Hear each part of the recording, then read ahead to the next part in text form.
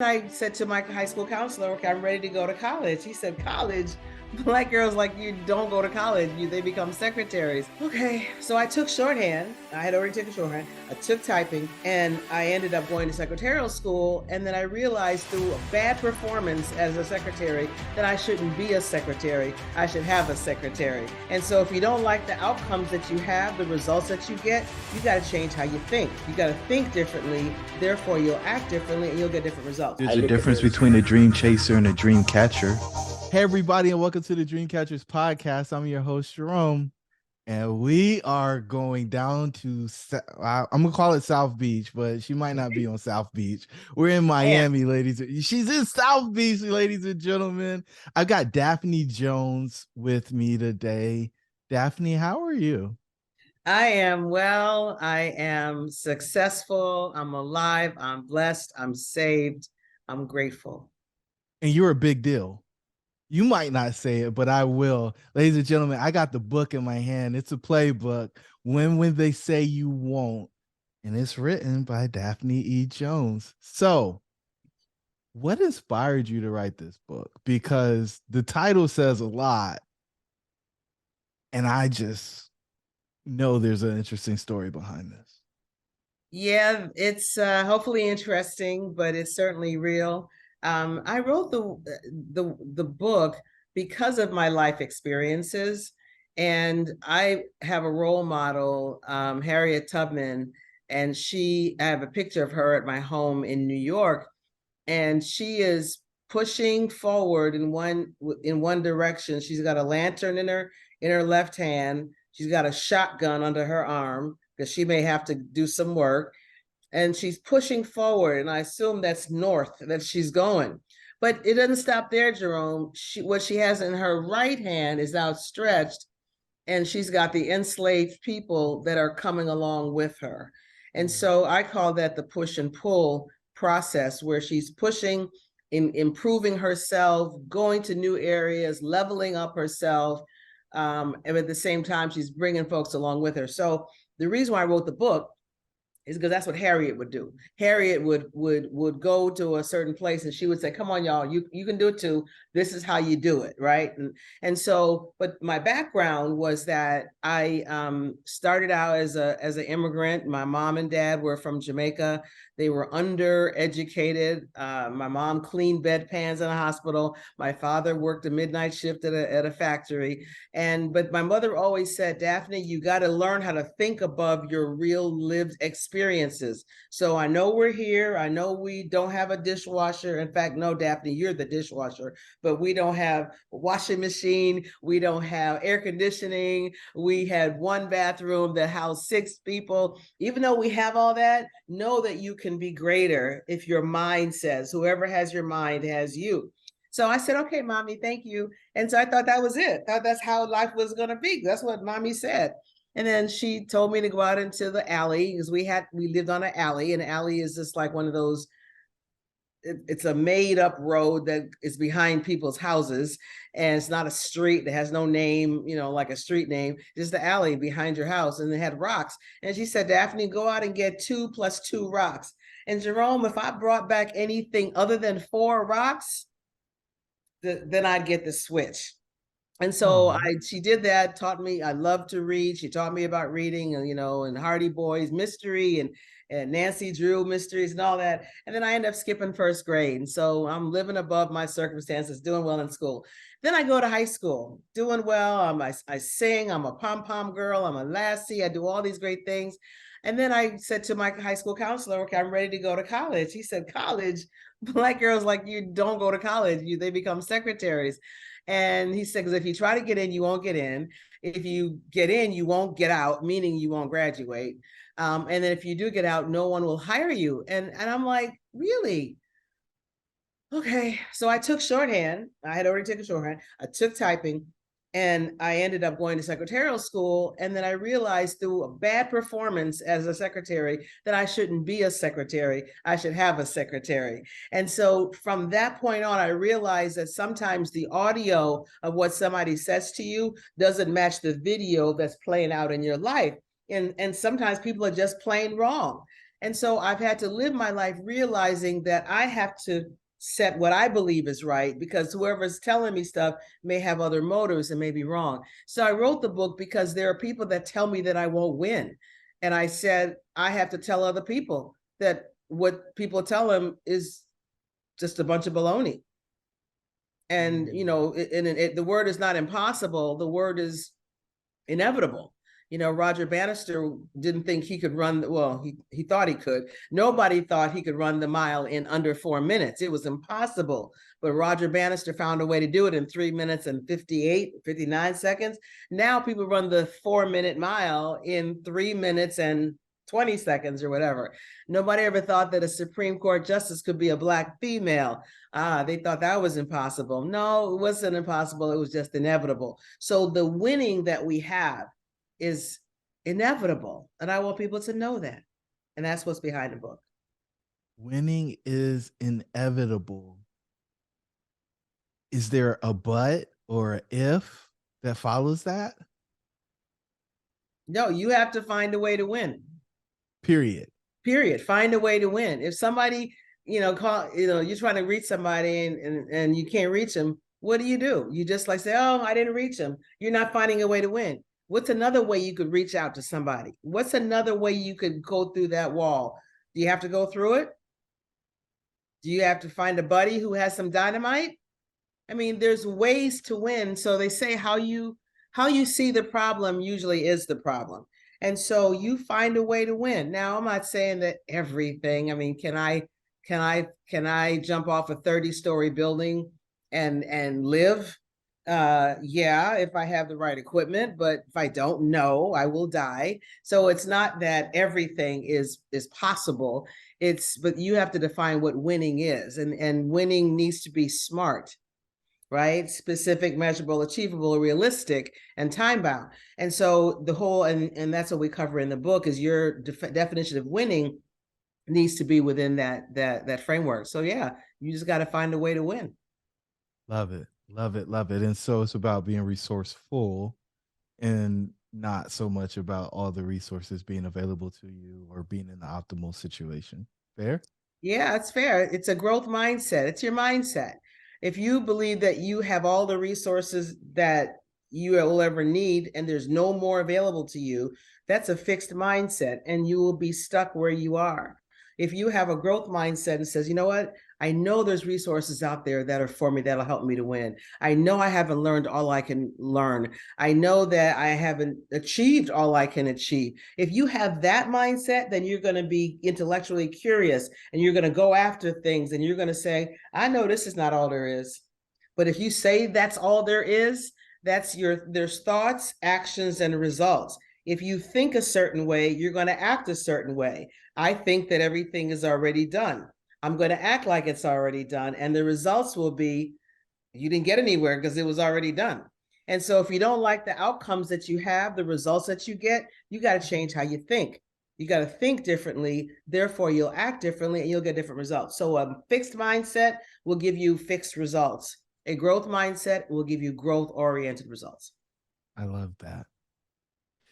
Thank you. I was doing a talk yesterday on mindset, and I introduced the concept of programming as a box before the thinking. And so the programming informs the thoughts, and then thoughts inform the feelings, and then action, get results, reinform the thing. And the example that I use with you got to change the program is if I print out a piece of paper and then I use whiteout to correct the issue, since you were doing shorthand, right? This is perfect. I corrected on the actual paper instead of in the word processor or in Word or in the computer. When somebody else asks me to print off a new copy, you'll have it's the still same going to be error. there, right? And so we got to change the actual source code in order to get a different outcome. And so I love that you brought that up, because some people just want to replicate what's on the outcome, right? They see somebody that's had the success that you've had, and we haven't talked about this, right? Like, you're a big deal. Like, what was your last role in corporate America? My last role, well, I'm still in corporate America, but I serve a different capacity. But as an employee, I was a senior vice president and chief information officer at GE Healthcare. And GE Healthcare was a $19 billion business, part of GE. And I had accountability for $13 billion of the business. 13 with a B, right? And so I suspect when you look to the left and the right, you didn't see many women that look like you, right? You didn't see many women in general, I would suspect, but you didn't see many people who look like you, right? Yeah, I was the highest ranking African American in all of IT, and I'm an IT person, so I was the highest ranking person in all of GE in IT as an African American. So let's go back because you said you were a secretary. Yeah. And you had a bad performance as a secretary. So how in the world does the secretary go to be a CIO with accountability for $13 billion in revenue? I think it's the same way that a child learns how to crawl and then learns how to walk. I think it's the same way that a child learns how to walk and learns how to run, how to eat different food. You go from wherever you are, and you say in your mind, I know, because these guys I was at Women's Day magazine, and it was run by a bunch of men, white men. So like that also taught me something, that life is not congruous. There should be women in these offices running the Women's Day magazine, but there weren't. And so that was a great, note to self. And so I said, I shouldn't be doing this, because this could not be all I'm doing. I want to be in there where they are. And, we were in the bullpen. There was almost like Mad Men, where we had a bullpen full of, women sitting at their desk typing. And whenever your principal calls you in, not principal as in school, but principal as in boss, calls you in, you go in with your pad and you sit down on the chair and whatever. And so I said, no, I need to be in there. But what did they do? They went to college. Okay, they went to college. So all I knew was that I got to go to college. And I didn't know what to major in. I said, okay, this is the business. So I majored in business administration. And so from there, like a baby, you have pattern recognition. You recognize, okay, in order for me to go from here to here, I'm watching other people, winning. What does winning look like? What is winning wear? What does winning, read? And I'm talking about, when I say winning, I mean people, right? People who are winning, what are they doing? How are they doing it? Who are they doing it with? When are they not winning? And so pattern recognition allows you to say, not that, but this. Okay, so let me go this way. And you don't always get, trust me, you don't always get what you thought you were going to get. I've been laid off before. I've been laid off from IBM. And so it's not a success story that went just like that. But every time that you fall down as a child, you learn to get back up, and you don't stop learning how to walk. You don't stop learning how to crawl. And then you realize that as you get older, you go from an analyst to a senior analyst. Okay, I want to now be a manager. How do I do that? What are the managers doing? How are they dressing? What are they reading? What classes are they going to, right?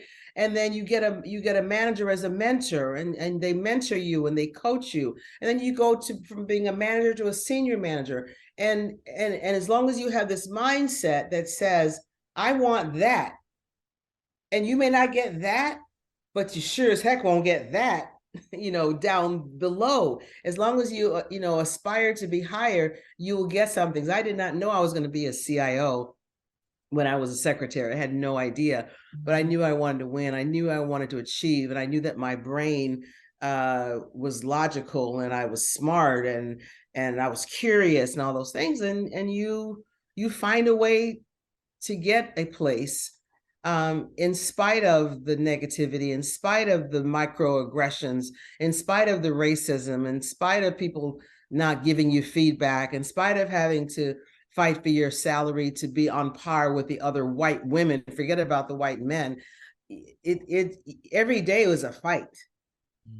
Every day was a fight. And my book is to help give you the password or the playbook on how do you win each fight. When you say something and nobody responds to it in a meeting, but a man repeats it, they call it he-peating. Like three-peat with the Bulls, whoever, three-peat, they call it heat-peat. when a man heat you and then he gets a standing ovation for what you said. Well, my book talks about how do you handle that in real time. And so I didn't know I was going to be a CIO or a senior vice president or a board member of board of directors like I am today. And so I'm glad you brought that back, because that's where I was going next. Because I was like, well, your last job in corporate America. He's like, well, I'm still in corporate America. Like, yeah, I don't know. You're not on the org chart. So let's talk about that. Yeah, What is whoever's on the org chart does report to me. Ooh. But so I'm not on the org chart. That's correct. Can we talk about boards? Yeah, What does it mean to be on the board of absolutely. directors? I love boards. I mean, the boards are basic, believe it or not, part of the lifeblood of corporate America. How does one get on a board? So let's define a board, because I don't think most people know what boards are. And then let's talk about, well, how does somebody qualify to be? Sure. So in every organization, whether it's a not-for-profit or a for-profit organization, there's a CEO. There's somebody that's running that company, right? That CEO reports to the board of directors. So just as you can just envision an org chart that you said I'm not on, you can just envision that above the CEO is us. Okay. The purpose of a board is we have what is called a fiduciary responsibility to the people that invest money in the company. Shareholders. So if you are a shareholder, and let's say you own 10 shares of Tesla or 1,000 shares of Tesla or 100 shares of Coca-Cola, whatever it is, whatever company that you can invest money in and you own shares in that, my responsibility as a board member, fiduciary wise, is to be able to put your interest in front of mine and make sure that all of the things that Coca-Cola is doing or that Tesla is doing is in your best interest, that we are not taking undue risks, that we have appropriate controls, that there aren't the same people making the money aren't the same people counting the money. As an example, separation of duties. We're there to make sure that we have a strategy. We are there to make sure we have a fine CEO who can do his or her job. And if they're not, we are there to remove that CEO and put another CEO in their place. We are there to make sure that the compensation that is given to the executive team is on par with their performance. Did they perform well? Then they get paid well. Did they perform super well? Then they get paid super well. Did they suck in their performance? Then their performance is going to suck. And so our job is to make sure that it's aligned with the performance and aligned with our peers. So if we're Home Depot, we will make sure that we are in line with Lowe's compensation of their people. We're not going to be Home Depot and Lowe's is up here and we're down here. We're going to make sure we're on par. So those are things that the board does. We oversee. We don't roll up our sleeves. We don't tell people go here, make 2,500 of that. We oversee and ask questions that are strategic questions that kind of like look around the corner, or we try to hear things before they make a sound and give perspectives and questions to make the management team think. I think I have an additional job. As an African-American board member, my job is to make sure that slates are diverse. Because if you have a diverse board, and I mean diverse in terms of gender, race, geography, but in my case, it's gender and race. If you have a diverse board and there's an opening on the management team, you best believe that this diverse person will ask, can I see the slate? Do you have a diverse person or persons that are on the slate?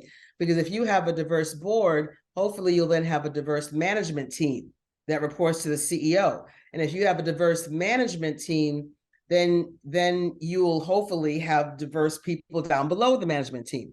That's how it starts. So part of my job is to make sure that as you look down the organizational chain, you see people that look like me.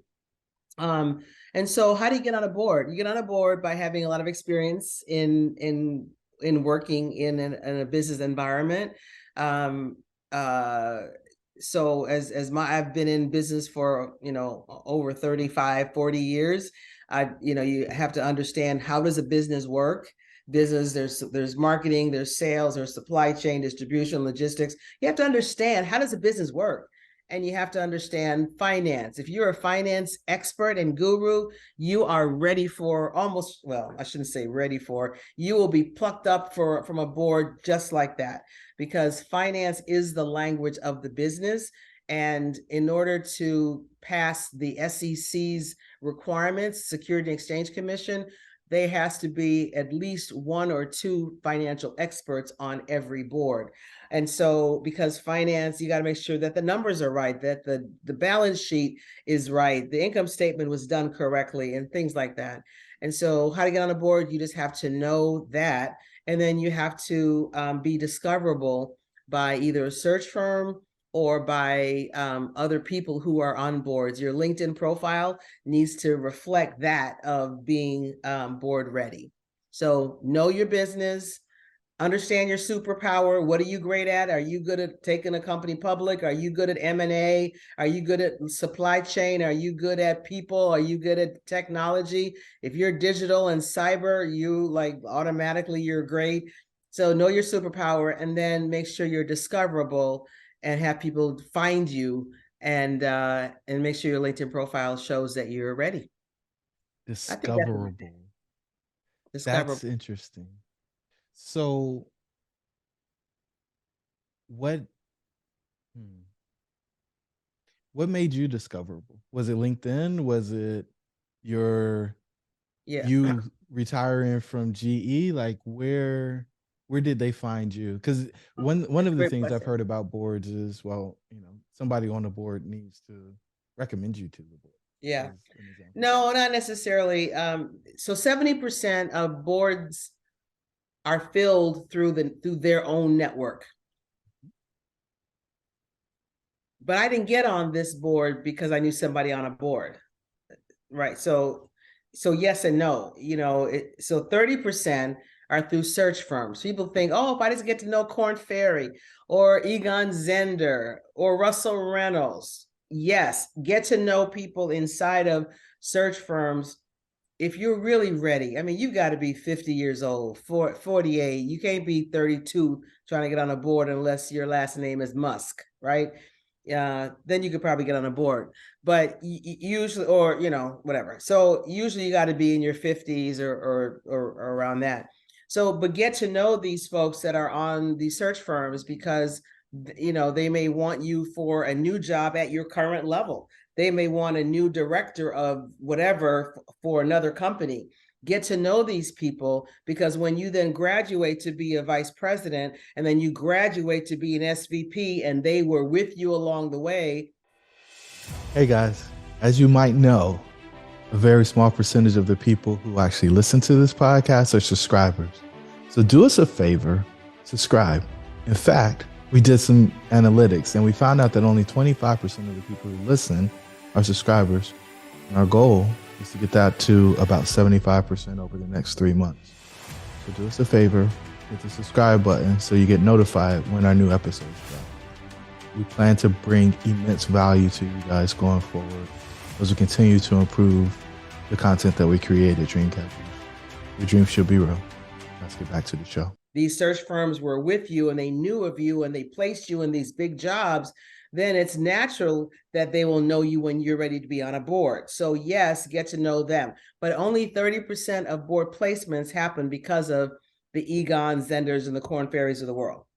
The 70% is because somebody said, hey, Daphne, I heard of a board opening. You interested? Yeah, man, tell me more. So you're discoverable by your network. It's not only LinkedIn, it's who you know. And so I'm not sure if you've heard of the notion of PIE, P-I-E. PIE is from Harvey Coleman. Get the book. Harvey Coleman is the author. I didn't make it up. It's in my book, but I give him praises. And it's called Organization Games, Empower Yourself. And he talks about performance is important, but it's not sufficient. So there's PIE. There's 3 parts to winning in the game, and because it is a game in corporate America. The first letter is P, that is performance. perform, do your job, get it done early, get it done cheaper. If your budget was $1 million, get it done in $900,000. If it was due 3 days from now, get it done by tomorrow. Your performance where you stand out as an exemplary performer. But that's not enough. I in PI is image. Ooh. So it's not, it's about how you look. What do winners look like at this company? Do they all wear ties and suits, or do they wear shorts and jeans, or how do they look? But also your image is your brand. When they know that Jerome is walking into a room and is coming to a meeting, are they like, oh my God, Jerome is coming, we're gonna get a lot done today, he is so funny and he's so creative, we're gonna get a lot done today? Or do they say, Jerome is coming, oh my God, first of all, he's gonna be 20 minutes late, and he's always complaining about something. There's always something going on with his little family. We always got to hear about it. That's your brand. If your brand is like that, it's unlikely that you're going to be called out to get something really important. So your brand precedes you before you walk in a room, or before you get on Zoom. And then that's I. Your image is your brand. And your E is who knows you, Jerome. Who knows you? Who do you know? And if you are not exposed to the right people that have political capital, have positional capital, like they're higher ups and the muckety mucks up here, if they don't know you and they never heard of you, then they will not consider you for that opportunity. They won't, the person that knows you will say, hey, Jerome speaks Spanish. He knows engineering and supply chain. He would be perfect to send to Brazil to open up that new manufacturing facility over there. But if they don't know you, they can't recommend you. So that's the E for exposure. I say all that to say, when you go back to board readiness, getting on a board, who's your E? Who are you exposed to? So you have to have people that either are on boards, that have access to boards, that know a lot about boards, or who have friends that know about boards. So you have to widen your aperture and widen your exposure to people that you may not know. Start speaking at different industry events. Join LinkedIn and follow people that are like who you represent. Write a book, write blogs, write articles on Medium. Be discoverable by being out there. Wow. PIE, performance, image, exposure. That's it. Performance is not enough. And it's funny. I used to, when I was in corporate, I was running from executive to executive. Hey, how do I get out of the pile? How do I get to the next level? Just do a good job in the job you're in. Yeah, I hear you, but what else? I know, just do a good job. And it's like, yeah, I don't believe you. There's more to this. Right. And then eventually, we had the brand thing. We figured the brand thing out, and some of them were kind enough to start mentoring and advocating, and mentoring wasn't enough. I think sponsorship is the game, right? And so that's right. I had a sponsor or two, and things moved, and then made some different decisions and navigated the thing. And then I realized, like, I was working at a company that had somebody's last name on it. And it's like, it doesn't matter how far up I go, I don't have the right last name. Right. And I know a lot of people will say, hey, if you're building something, you want to sell it, don't put your last name on it. And I put my last name on stuff now because I think it's really important for us to own something, and it is for people to know who owns it. It is. And whenever you get that to that point where you're like, I'm as high as I can go, you know what? People that are there may not appreciate your superpower and your value, but they do. Somebody else will. And we should not hesitate to, number one, understand our value. What are we worth to other people? And we know we're worth to ourselves. We're highly valuable and we're perfectly and powerfully made. But financially, what are we worth? It's okay. Go on an interview and find out. And if you don't like I say, if you don't like the fish you're catching, change your bait. Go somewhere else. Go to another pond and fish and get a different kind of fish. So you retired from GE, you're doing the board stuff. but I feel you wrote the book, but I feel like that's not it. What else are you doing with, I'll call it, your free time? Wow. My husband wants to know this answer to that question. Um, We'll he's a just have him listen to pastor. the episode. So I know, right? I guess he's gonna have to find out, but he knows. He's a pastor, and I live here, and he lives in New York, and he's here visiting. So we go back and forth, and I live here most half the year, and then I live half the year in New York with him, and I try to give him more spare time. So I'm doing 3B. So part of what's important for me is that we all understand what our bows, our mo's, and our no's are. Bow, mo, and no. I've got 3 bows, and that's pretty much all I work on. Bows are your bodacious objectives. And mo's are your moderate objectives. And your no's, which means no, are your non-essential objectives. And I believe, and so for me, my 3 bows, of course, not including my family, things I'm working on, my board work. I'm on 3 boards. My book, and I'm going to be doing public speaking about my book and about what it stands for and leadership and all that. And then my third bow is my company, the Board Curators. And my company, the Board Curators' role is to teach and help those people of color, those women who have been overlooked, underserved, undervalued, who don't match the demographic of the traditional person who sits on boards, which is usually a white man who is a former CEO or former CFO. I'm here to say that if you're an IT person, a marketing person, a lawyer, a chief commercial officer, chief human resources officer, you too can get on a board, and you can do if you're a woman and if you're Black. So my company teaches and curates leaders to become board ready. So all that, when you said, how do you get on a board and what is a board?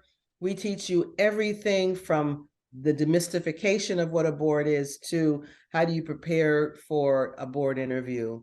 And so that's what I do in my spare time. And that's it. I don't have 4 bows or 5 bows. I got 3, and that's it. And then whatever. So I spend my time doing those things and spending the rest of my time going on vacation with my husband. vacation. Where's the last spot you went, or the most interesting spot you've been? Oh boy. Well, I've gone to every continent except Antarctica. So the most interesting one for me was I'd say it was India. Did you ride an elephant? Yes.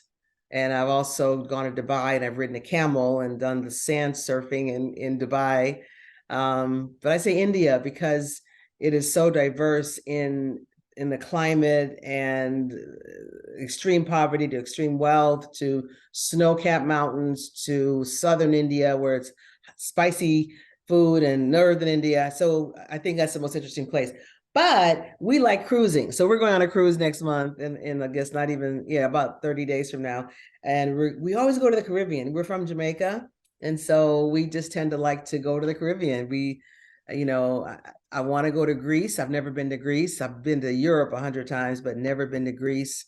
And I want to go to Turkey and places like that in the Mediterranean. But but we love to cruise. He loves to cruise. I love it. So, where can people get when they say you won't? Well, they can get it at Amazon.com. Mm-hmm. And they can go to my website if they want to, peruse my website, Daphne at daphneejones.com.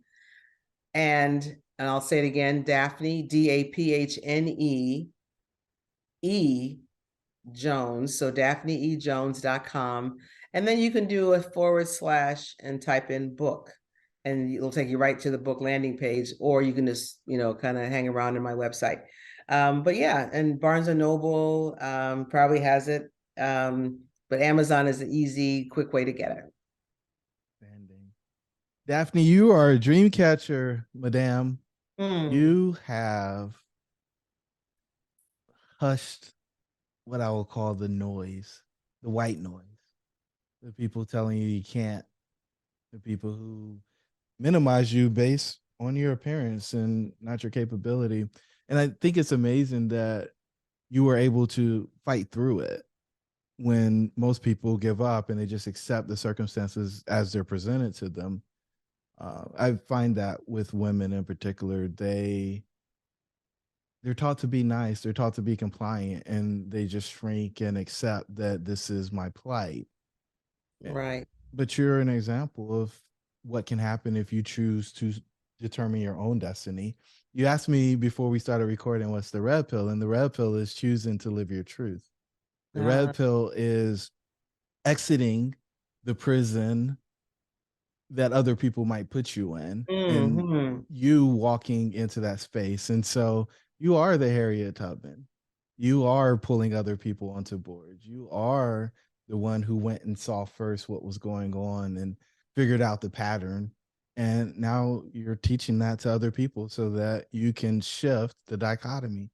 I think less than 1% of boards are people of color, specifically African descent. And so you're making a change, and that change in diversity at the top, not even on the org chart but above the org chart, working on the business, will shift what happens inside the businesses so that it's more representative of what happens. That's my prayer. That's my mission. My goal is to speak truth to power. And I am power, and power sits beside me. Power sits below me. No matter who power is, I will speak truth to them. Yes, ma'am. So Thank you. I just want to thank you for being a dream catcher.